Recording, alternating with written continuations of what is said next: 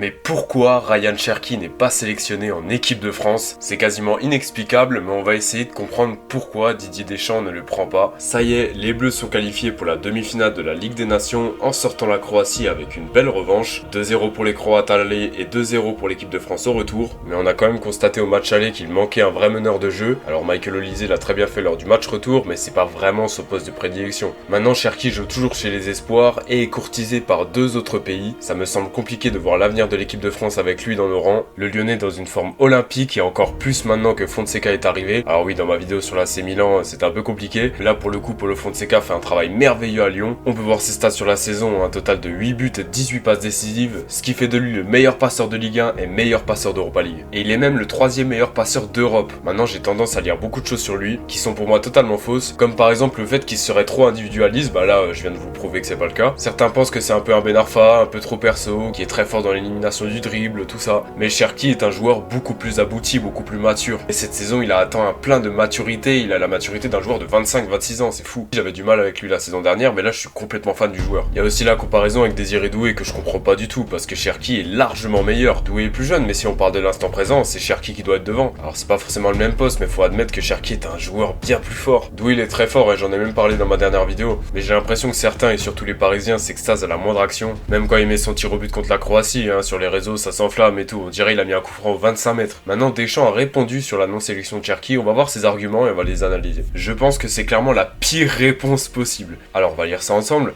Didier Deschamps évoque le cas Ryan Cherki. Que Ryan, comme d'autres, ait le potentiel de venir en équipe de France A. Oui, bien évidemment.